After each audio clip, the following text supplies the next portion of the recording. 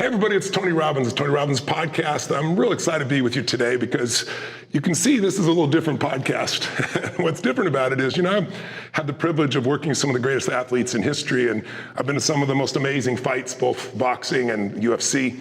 This last January, I got to work with Conor McGregor, which was a great privilege, and watch him win the fight in the first 40 seconds and all the electricity of that, but also the beauty of sportsmanship, of watching Conor go over there and hug his opponent, afterwards, and sincere, and acknowledge his grandmother, who was Cowboy, his opponent's greatest influence. So sports can bring out the best in us or the worst in us. It depends on our character. And I've worked with a lot of amazing athletes over the time, and during their tough times and during some of their best times. But when people see boxing or UFC, I think a lot of times they think it's just ruffians, people just beating up on each other, and they don't understand the discipline involved in boxing or martial arts.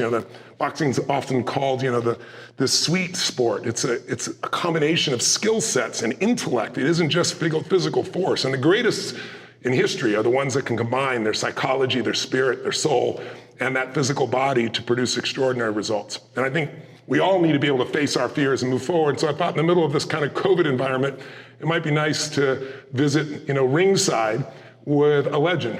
And I'm here with an unbelievable legend, the only man to be a 4 times world boxing champion, Evander Holyfield. Thank you, brother, for taking the time to visit with us. Thank you.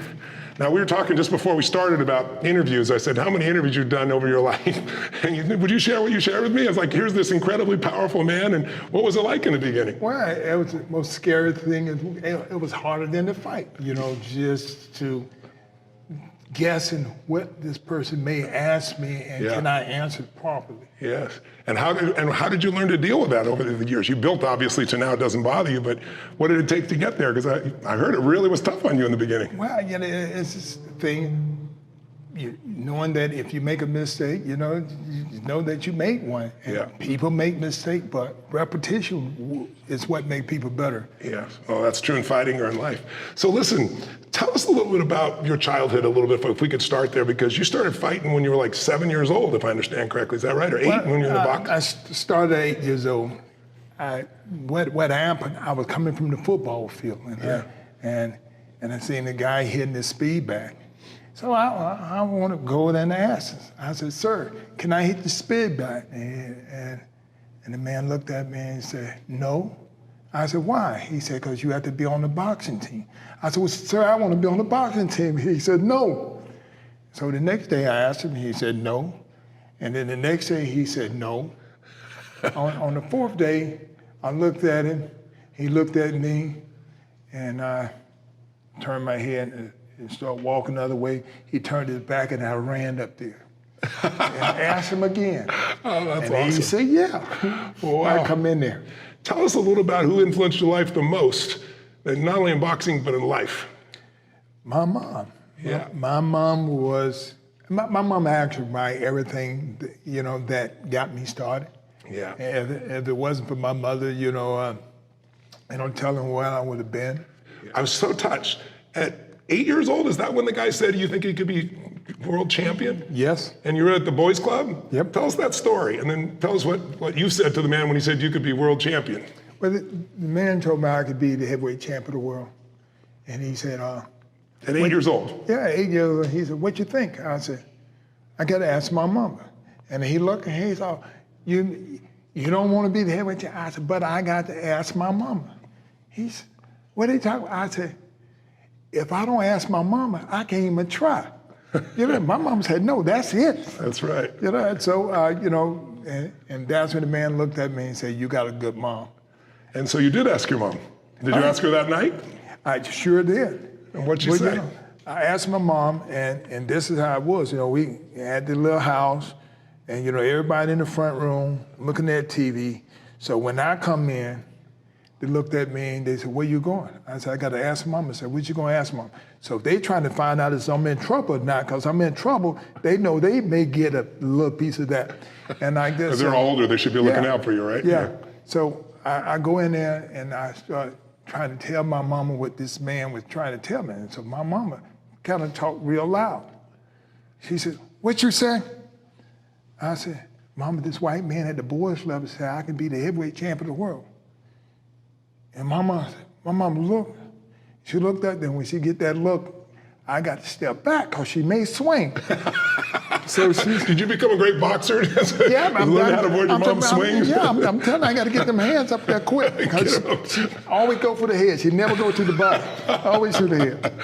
And so what happened? My mama said, "Do you know what they're going to do to you?"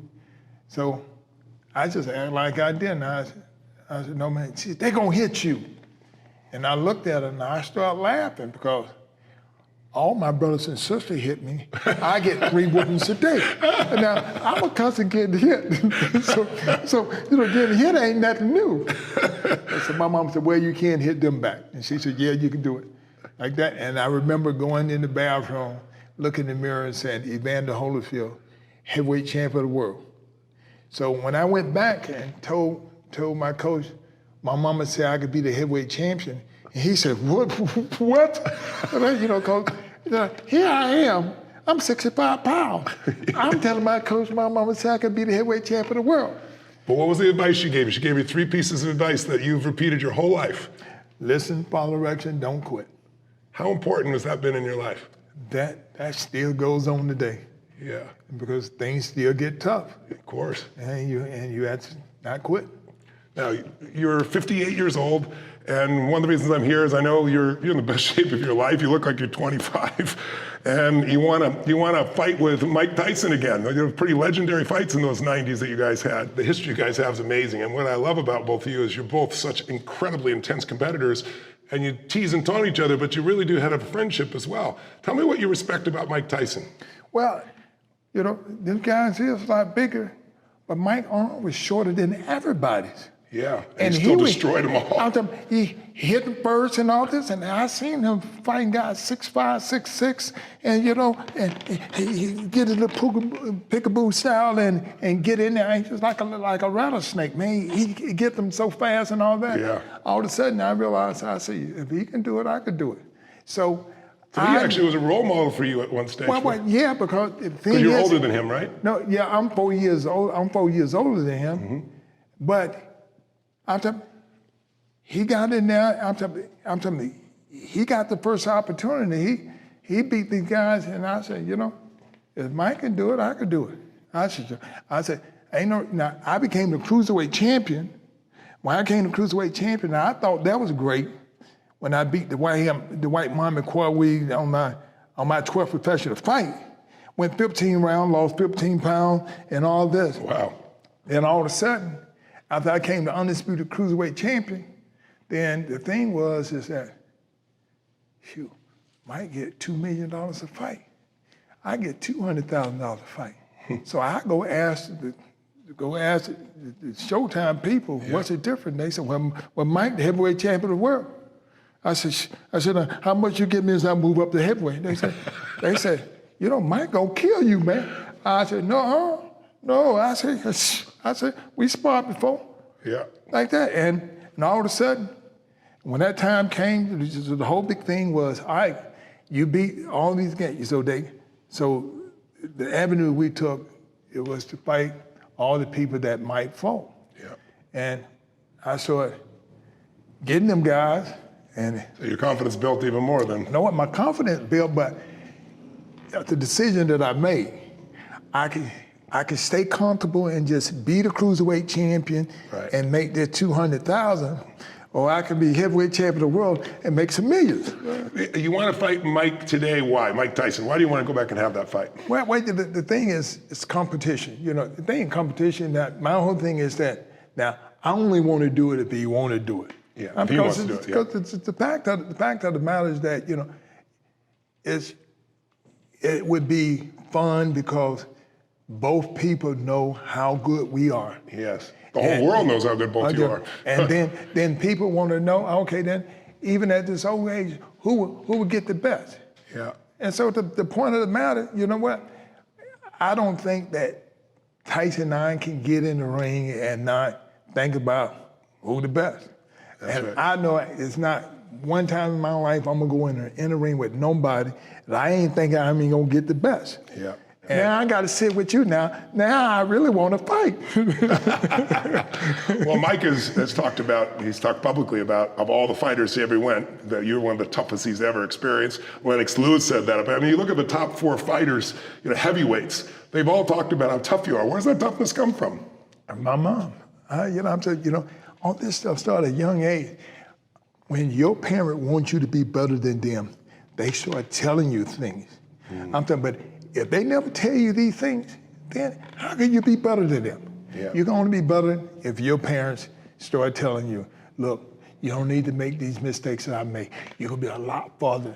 And that's what my mama did. And the first thing was that tongue. She said, all right now. She said, my tongue, I can control my tongue. She says, you know what? I was a fool. And she says, let me tell you what a fool do. Fool don't get promoted. And that's all I did. My whole life got promoted because I was able to shut that mouth. And your mama, you talk about the sacrifice. Your mama, you want to go to that prom so bad. Tell people the story about that and what you did instead and how it shaped your life. Well, I had to go to Canada, Quebec, Canada, and had to fight.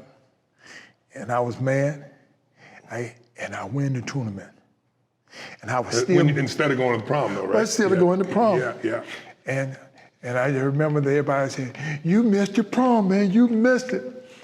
And then here it is in 1987, and I'm a champion of the world. and everybody said, man, you ain't coming out the room. I said, no, because my mama told me, if you learn to, you're the talent. If you mingle with these people, you're gonna lose. Yeah. But you stand here, and when they have to go to, now when it come Monday, they got to go to work. You got 2 weeks home. That's awesome. So you're looking for your advantages that what you have. She said, okay, Sounds like your mom was great at getting you to see what you had instead of what you didn't have. Right. And I think most people, it's like I always tell people, what's wrong is always available, so is what's right. And your mama really guided that. What an amazing gift that your mama has been in your life. What would she be most proud of in you today? Well, I'm telling you, my mama, all the awards that my mama got, once I became the champion of the world at cruiserweight from 1986 to 1996, she get all these awards because everybody said, I said, not my mom. I said, I'm telling you, I wouldn't have been here. I said, for all the things, I said, but one thing that I realized, my mama didn't play. When my mama said, zip it up, she mean now, not later. I said, if you did, you get it right then and there. I said, now, I've been slapped in this mouth and got soap put in this mouth because of things I said. I said, one time, I ain't wanted no more. I don't like the taste of soap. I've had those experiences too. My mama shaped me too, brother. She really did. She was an intense character. But you look at it and it's like what you think you want your mama to be versus what God gives you, always something greater. There's always some lesson in there. And if she'd been the mama I thought I wanted her to be, I wouldn't be the man I'm proud to be either. So mamas out there, we honor you and send love to you. And dads out there too that decide to give your all for your kids. It's what the life's really about, man. And you're such a beautiful example of that. And thank you. I grew up totally poor too. And a few years ago, I went and interviewed 50 billionaires, self-made, nobody from the Lucky Sperm Club, all guys that earned it on their own from the very beginning. And I wanted to learn from them because I wanted to help people, because most people don't understand finance, and most people don't get trained in it. And I watched so many athletes, so many entertainers, singers, writers, directors, actors, lose everything. And you went through that experience. It's horrific. Yes, sure did. You gave up your 54,000 square foot mansion. You lost it all, $500 million. What'd you learn from that? Because I see it happen to boxers today and athletes today. What'd you learn from that experience? And what could you tell somebody who's younger today so they can avoid not have to go through the pain you've had to go through?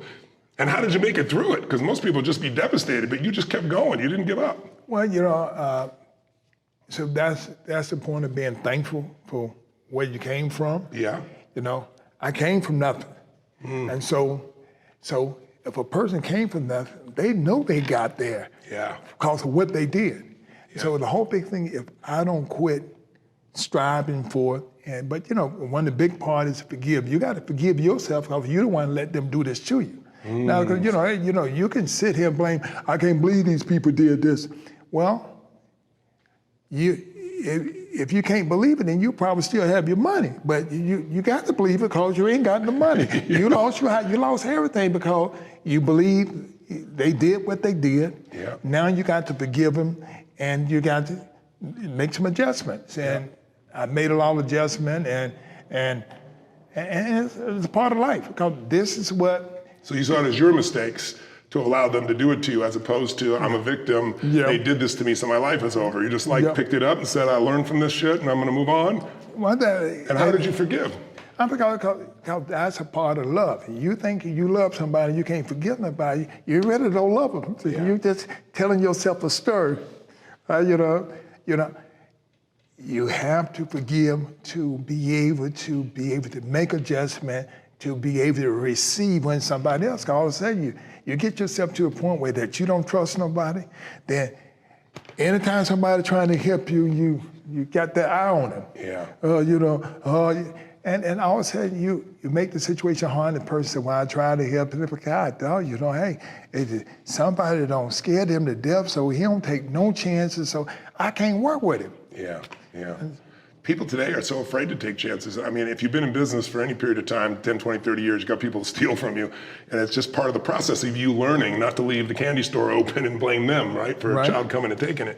I really respect you for doing that. But how did you build back from that time, though? I mean, to go from $500 million to literally nothing, part of it was just your history that I grew up dead poor too. So it's like, okay, I've been here before, so I can build again. What was the mindset? The mindset is that, God is not finished. When people go through something hard because something great is coming. Yeah, I believe it. God's delays are not God's denials, right? I'm telling you, and it's a part of life. If I think about if I was a kid and when my mama kept just telling me, and I just everybody that I knew that was young, that was my age, and all that. Everybody was doing everything for them, and they were grinning, they were laughing, they were smiling, they were going to the prom and all this and stuff. And I was like, I started feeling sorry for myself. Yeah. So I still got that same picture that I showed to my son. I said, see this picture? Well, Daddy, you don't look like you happy. I said, well, I'm happy now. I said, but I'm trying to tell you, it's a decision and some things that I'm gonna tell you you can't do. And you probably gonna be looking just like this. I said, but at the end, I said, look how happy I am. You wasn't happy there? I said, yeah. I said, but that's just a moment. Yeah. I said, what kind of man you want to be? I said, now, your kids want to go this, and I said, look, why do y'all think that y'all got this great education? I said, you know what? It didn't cost me nothing for an education. I said, it cost me $15,000 a year for y'all to go to this school, this early education and all this. I said, but I'm happy to do it. I said, because you won't have to cry like me, wondering why, because my mama had to come and give me my first whooping in school because this guy told me, you're not smart. And when he told me that, and I punched him right in the doggone eye. And my mama came and gave me a whooping in the school, and I had to apologize to the teachers and the student. Wow. Right? My mama said, you don't hit nobody. So it's a profession. It's not something you just go use randomly. Right, but I said, Mom, but he was talking. He said, so if you're talking, you want somebody to come knock the daylights out of you? Now, why didn't you hit the big guy then? It's amazing. It's amazing. You got a temper, but you won't hit the big guy. You go hit the little guy. That's really cool. Yeah. Literally, you got the body of a 25-year-old. Certainly, you're 60, almost 60. You could be 40, and you'd be in better shape than most 40-year-olds. It's amazing. Tell us a little bit about your training, like this discipline of persisting and this pushing yourself that you've always done your whole life, pushing beyond what anybody could imagine. How much of a role those two things played in your life and your success? Well, the big thing was, at a young age, my mama telling me, if you don't break nothing, you don't have to fix nothing. So don't go tearing stuff up. You don't get no bad habits, so you don't have to cease nothing. Yeah. And so the whole big thing, and fortunately, I don't think it was great being poor, but a lot of time when you're poor, people don't give you chances. Yeah. And so the whole big thing is that so you have to hang out with somebody like you. And my mama would not let me hang out with people who curse and they did all these things. So I ended up becoming better because I was sitting there by myself all the time because the people who lived a better life didn't want to hang out with me. But the people that had a rough life thought I was better than them. When you look at your career, what stands out for you as the most fulfilling aspect of being a fighter all these years? Well, making the Olympic team, So representing America. Yeah, because we was amateurs, and so everybody wanted to be one of them 12 members who gonna make the Olympic team, and I think I was the last guy that made the Olympic team. Yeah. And it was kind of scary because I was actually fighting the amateur world champion. This guy named Ricky Womack. He had beat the Cuban, he had beat the Russian. So the two people who wasn't coming to the Olympics in '84 was the Russian and the Cuban. Yeah. But this guy named Ricky Womack had beat them already, and he was a reigning amateur world champion. So to get to LA, I had to beat him. Wow. Twice, and I did. Wow. That must have felt incredible. Oh, well, it did. Because I remember Howard Cosell was telling me, he said, Evander Holyfield, what kind of chance you think you have with Ricky Wonderful Womack? And I said, well, did he make the Pan American team? And he tell his people, and they looked through the paper, and he said, well, he lost against Evander Holyfield. Then so he grabbed the paper, he looked at the paper, and he said, well, one thing Ricky that Womack hadn't done, he never lost a fight back to back. And he said that to me, I said, I haven't either. That's a chance. That's awesome. That's it. I'm like, it's just a positive thing that you have to realize. So how important is that psychological part of this game? How important is your psyche and that sense of certainty going into a fight, and also keeping that certainty when somebody maybe stuns you or they land something? That's like about 90% of the whole fight, how you think. Yeah. The whole thing of not quitting, the whole thing of having the certainty you can beat them still. Well, I'm being in great shape. A person can be in great shape, but he can get hit one time, then all of a sudden, it's a mind change. Yeah. He can almost give it up. Tyson's famous for that quote where he says, everybody's got a plan until you get hit in the face. You're right. You're right. And the whole thing changes in that moment, right? Yeah. You're a very spiritual man. You're a beautiful soul. One of the reasons I want to meet you is everybody I've ever talked to about you said, yeah, he's an unbelievable fighter, but he's an incredible man.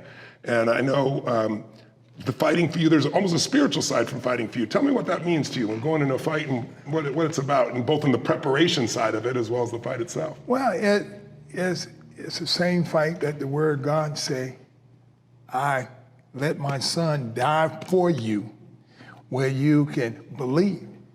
And so if you keep believing, eventually you're going to start winning. Yeah. And because as a kid. How do you keep believing if you aren't winning in the beginning? It's not everybody else in the beginning, right? Well, only thing I could tell people, as a kid, I was the youngest one, and my brother didn't let me win anything. And I would tell my mama, I said, Mama, they don't never let me win. My mama, they don't supposed to. And I just, so I was the only kid that was the youngest of the family that wasn't winning nothing until I went to the boys club. When I got to the boys club, I was 6 years old. I was better than the kids that were 8 because my mama didn't make no adjustment for me and all that, and it let me know that if you want something, you really have to work hard. Yes. I said, but if you just give everything to kids never gonna.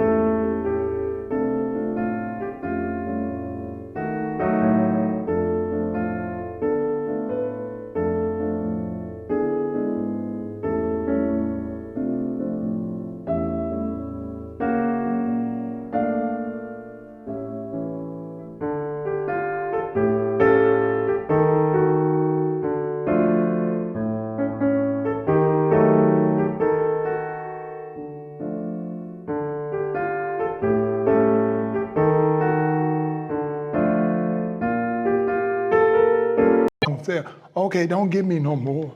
They're gonna keep on letting me win. Then all of a sudden you're gonna And then they're weak. Oh, okay, yeah. And that would tend to happen. What do you think about this society that we've become where parents today give kids trophies for participating? They haven't done anything. They're not disciplined themselves. They're not fun. And it's like everybody deserves a trophy today. How do you feel about that philosophy? And you're a father of 11, right? Is it 6 girls, 5 boys? Yep, yeah, it is. So what's your philosophy with your kids? And what do you think of this philosophy? Everybody gets a trophy no matter what for participating. Well, I think that even though they may get an award, but it's the parent's job to let them know, okay, then, well, what did you do? And so we're kids, people ain't gonna reject now. Self-innocent, I didn't even know this as a kid. I would go to the fight. And I was hoping my guy didn't show up. I didn't want my guy to show up where I wouldn't have to, because I knew if I go to the fight, I'm gonna eat, and I'm gonna do this. So all these things come with the fight. Yeah. You having fun, but the rough part, just fight. I was hoping my guy didn't show up, and he showed up every time. I bet afterwards they wish they hadn't shown up. The thing is that you won, but you still had to go through that, and which gave you even more confidence that you could do it again. Yeah. Every fight kind of felt like the first fight.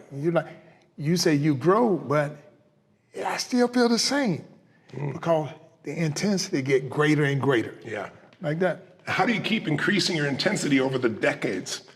Well, because, that's repetition make you better. Yeah.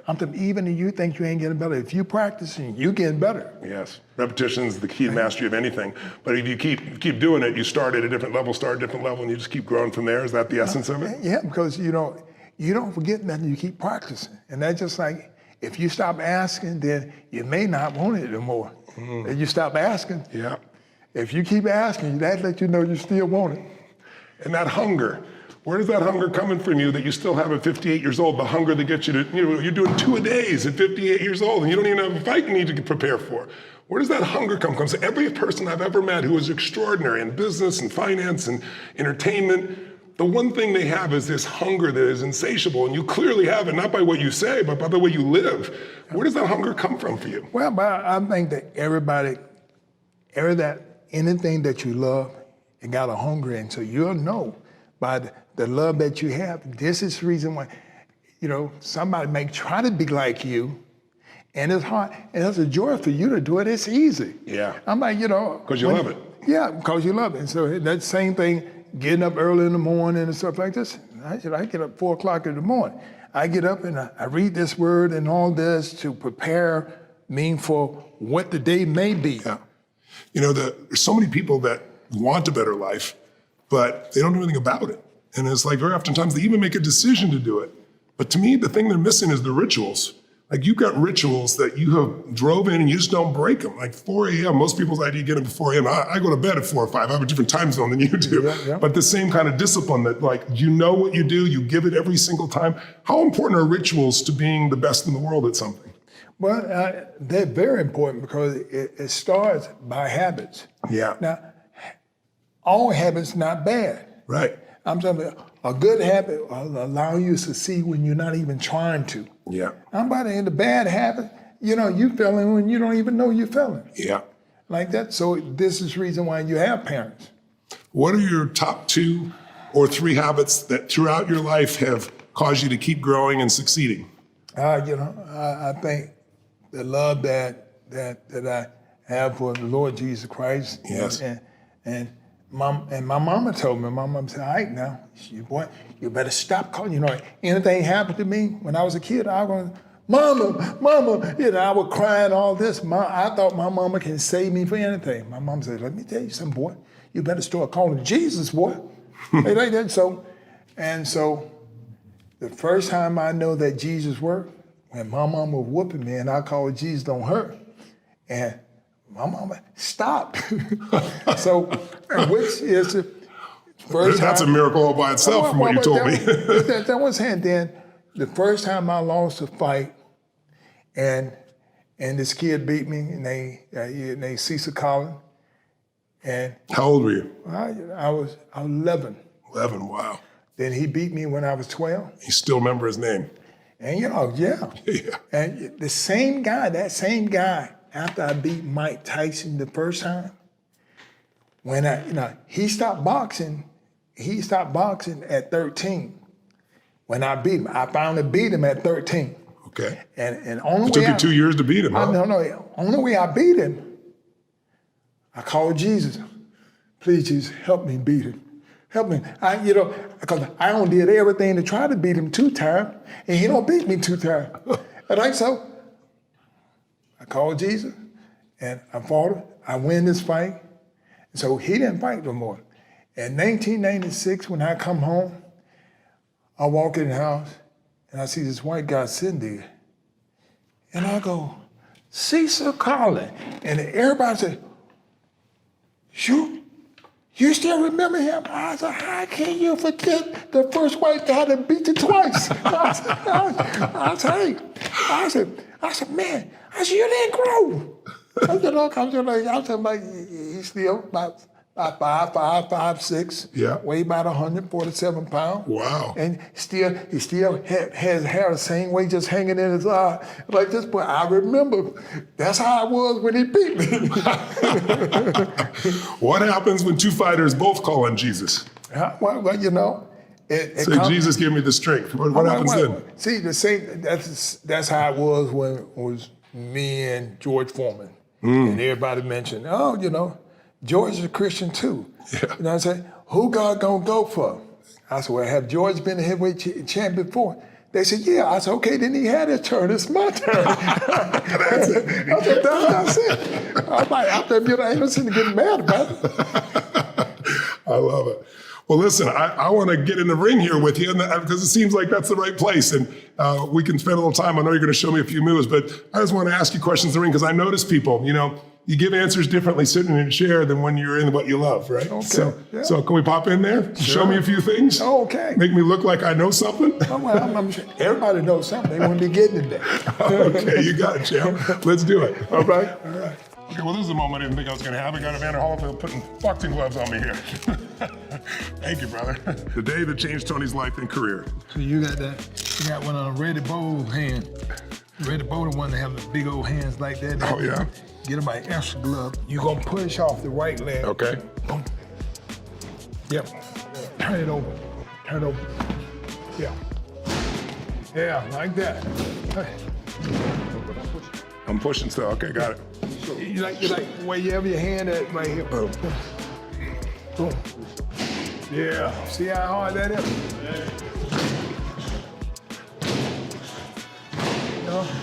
Now, 1, 2. Boom.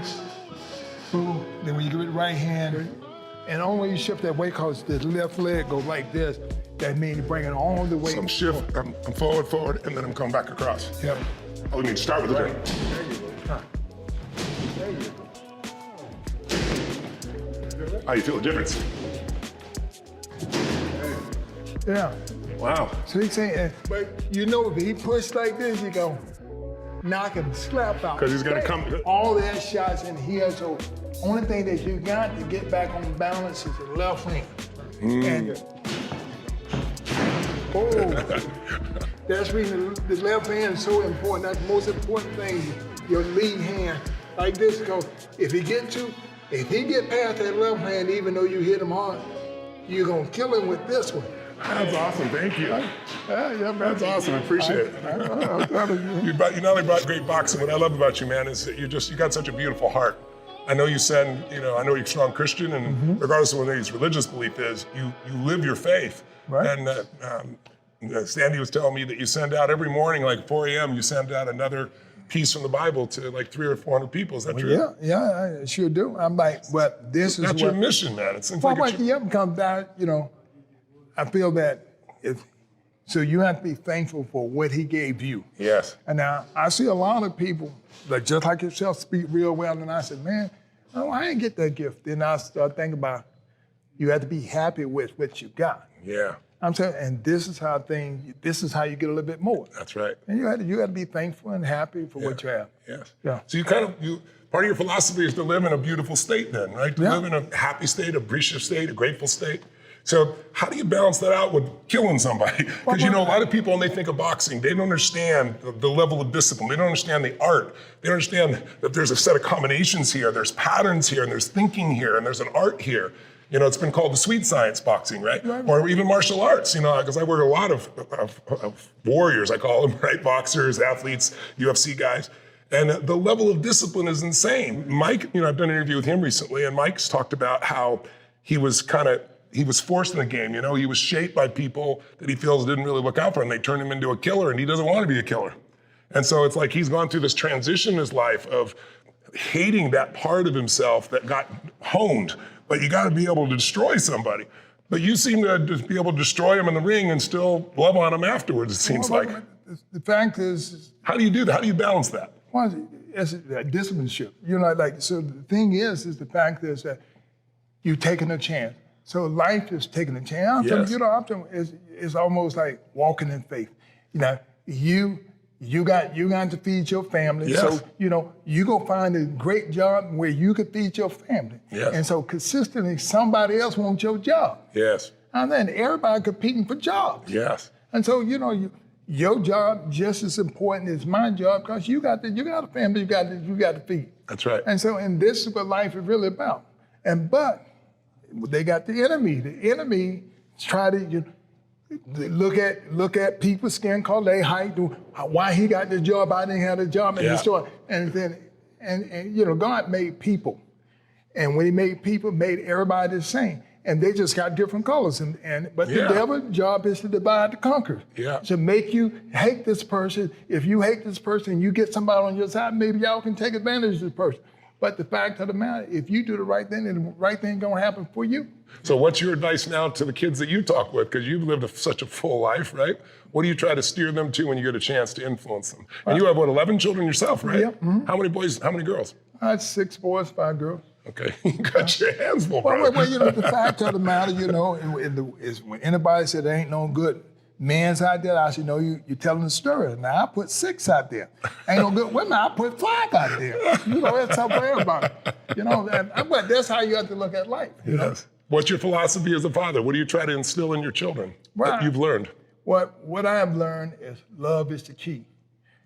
I'm successful because I found something that I love. Yes. Now, my mama wanted me to find something that I love, not something that you like, because you can like a lot of things. And that's the reason you may not become successful. Yes. But you find something that you love, you're going to be successful. Yes. Because that's what love is all. God is love. I'm with you, brother. I agree with a million percent on that one, man. That's gorgeous. So what's one of the fights in your career? You've had so many. What's one that stands out? Because today, I talk to people about the best story of humanity is the comeback story, right? Because anybody can succeed or get lucky, but being taken to your knees like COVID has done to so many people, I said, the comeback story, that's one that excites every human being. It's the Rocky story, right? It's the guy comes back and they push through it all and they get better than they were before, right? What's been the comeback story for you? What's been one of the tough ones for you that you're proud that you've been able to come back from? Well, is there a particular fight that sticks out? I have lost 11 times, but in the fact that the time that I lost, it was time where that I actually kind of went farther than I should, because I knew my shoulder was hurt, but the guys that I was fighting, I thought I could beat them even hurt. Oh God! I said, that pride kick in there, and I have done things like that, and so people said, then why you ain't telling them about it? I said, well, because it's my fault. I shouldn't have did that. Why would, with me, just at the end of my career, I started fighting guys that were smaller than me. Yeah. And I thought I could beat them even though I was injured. Right? Yeah. I didn't get to decision. I sit there and I go. So what do you do after that? What do you do after you've disappointed yourself? Because everybody does this at times, right? And I always tell people it's like success is always the other side of frustration, the other side of rejection, the other side of failure, right? It's like the ability to push through it. So when you come back from one of those, do you think of one that was really rough? How do you get yourself back, back to your top, back to your peak again? Well, the thing is you had to justify that hey, this is what I done. This is what I done wrong. So you owned what you messed up on. That's right. So then you know what to fix. I say that's instead of blaming the other guy. Yeah, that's it. Because you know what? Because that's what somebody come. That ain't your fault, man. That's the other person's fault. You got to be committed to know that you're there to suit you. And so, what does boxing mean to you? What does it mean to be a boxer in your mind? Like, some people think boxing is just this brutal, sport. You obviously don't look at it that way. What is boxing really? What does it mean to be a boxer? Well, I guess anybody, when you think you can kind of think in a way that you want, but it's a love to me. Yeah. This is something that I found out. What do you love about it? Well, with the competition and God gave me just as much strength He gave everybody else. Yeah. And now it's who is able to make the adjustment they need to make. I'm like, anybody fail as a boxer in your mind? Because you've seen a lot of guys fail who were strong, had a lot of will. What makes the boxer that doesn't make it? He quit. I'm trying to say he quit on himself. Life is about don't quit on yourself. But if you hadn't been taught that, then you get to saying, you know what, this ain't for me. Yeah. Because this guy, people get embarrassed if they lose. Yeah. You think about it. My mama told me, she said, all right now, you sit here and you know that all these people come to see you. You know they come to see you to win. But you got something come to see you lose. They can't wait to that day that you're gonna lose. See, son, you never lose if you don't quit. Give your best. I'm telling you, the point of the matter, your best is you gave your best. Yeah. And say, all right, you didn't win it, but the other guy, you beat. Right? Yeah. That's wonderful. So what's kind of like your mission now? Like what excites you? What are you passionate about this stage of life? Well, just inspiring young people. Because I have done what I have done, and so ain't nobody chasing older people trying to be like older people. Yeah. I'm saying, because I remember when I was a kid, and this left side for the young people and that side for the old people, and I look over there, man. Hey, I wasn't trying to be like them. Yeah. I'm trying to be like these people like this, but it's the older people who have to have confidence and the wisdom and come back and tell the young people how to help them. Yeah. Now, I would never been who I am if these older people didn't help me. I'm like, I remember at the boys club, when the first time I went to boys club, I was 6 years old. And is that the first time you fought, 6, 7? No. My first fight was when I turned 9. Turned 9, oh my gosh. When I was 6 years old, we walked to the boys club. We walked about 3 or 4 miles to the boys club. Yeah. And so now when we get there, my friend didn't tell me it cost a quarter. Oh, wow. If they would have told me it cost a quarter, I would have never went. Yeah. So, we walked 3 miles. Yeah. All the way to this boys club and found out when I get up there, they had cards and they scratched their number off and they left me up there. And the lady named Miss Hawkins, who was white, and she said, are you a member? I didn't know what member was. Do you have a card? And I go, no, ma'am. She said, well, you're not a member. I said, well, okay. And she said, do you have a quarter? Which shocked me. I said, a quarter? I get nickels. I don't get quarter. Yeah. And so after that, she said, where you live? And I told her, by the stadium. So she know that 3 miles. She said, that's a long way. She said, I said, I can walk. She said, no. And she turned around and she reached in her brassiere and got me a hot quarter. This is awesome. And this is what changed my life. Wow. Because the kindness of just one woman who's seeing this little boy. If I never would have went to that boys club, I never would have been the person who I am. Well, I was at the boys club practically till I was 21 years old. Wow. How often during the day when you're not in school, how often would you be there? Well, when school get out at 3 o'clock. Yeah. Then I leave and go to the boys club. When I get from the boys club at 9 o'clock, when I get home, it's time to get into bed. So you'd spend 5-6 hours at the boys club. Yeah. Wow.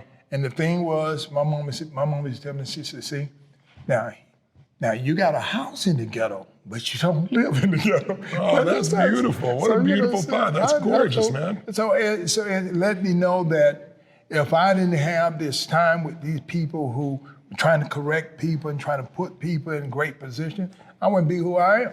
Yeah. Who were one of your first mentors or coaches?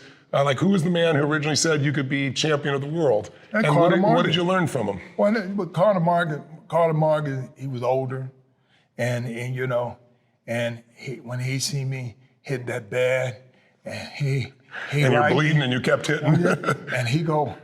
And he tell his son, he said, "Oh, this guy gonna be the champion," and you know of the world when you're 8 years old. He's looking at this. He said, "This guy gonna be the champion," and his son didn't say nothing. Then all of a sudden, and you know, so when he passed at 16, and his son, so he tell his son, you know, because they knew he was gonna pass, and he told his son, "You need to go over there and all that." And his son came over there, and his son seen me hit that bag when I was 16. I weighed 139 when I was 16. Wow. And he see me hit this bag, and then, oh my goodness, Daddy was talking, my God, dog. I was wondering how in the world are you gonna be crazy about this kid here? When, you know, even like we played his son them in football. Yes. His daddy would sit on our side. And he said, "Well, Evander gonna run by 2 or 3 touchdowns on you." And I run 2 or 3 touchdowns too. Did you really? He said, oh my gosh.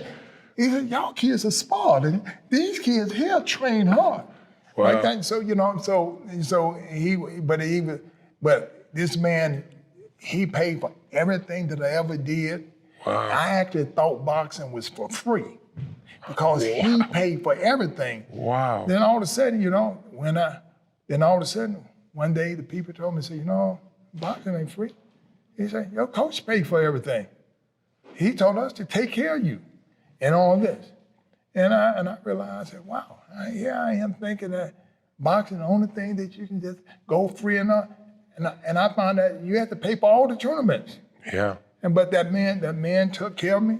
Wow. Like that, and said, but this is a reason why I do give. Because I realized, I said, he didn't have to get it. I wasn't his kid, but he made sure that everything was right for me. When you look at your life today, what are you most grateful for? Well, I'm thankful. You know, number one thing is Jesus. Yeah. And the second thing is Jesus is my mom. You know, and then, you know, going on that third, and I think about my coach, Carter Morgan. You know? Yeah, that's beautiful. Well, if you, I'm going to see Mike. And what does knowing that God is in charge do for you in terms of giving you peace or giving you strength? Like, how does it affect you knowing that God is in charge? You still got to do your part, right? Mm-hmm, right. But the fact that God's in charge, what does that do for your psyche? Well, it let me know that he always, because he already telling me, I'm not going to forsake you. Mm-hmm. So you got to know that he's not going to forsake you. That means that even if it looks like it in the short term. I think he's going to give you another chance. Yeah. Well, God, if you don't quit, he'll give you another chance. Yeah, that's beautiful. Evander, you're a beautiful soul. And I'm so grateful to get to spend a little time with you here and really feel who you are, because everybody knows who you are. You know, as a boxer, you're a legend, but as a man, you're a legend as well. Well, thank you. And I know that your mother has to be one happy, grateful human being to see what her boy became and who he continues to become. Such a giver, such a lover, so disciplined, so driven, and a man who's constantly contributing and pushing himself. I think those are values that we all can value for ourselves. If we did, our whole world will get better, because we get better, we got more to give, don't we? Exactly. It's pretty beautiful. Thank you, brother. Remember? And thanks you for the lesson here.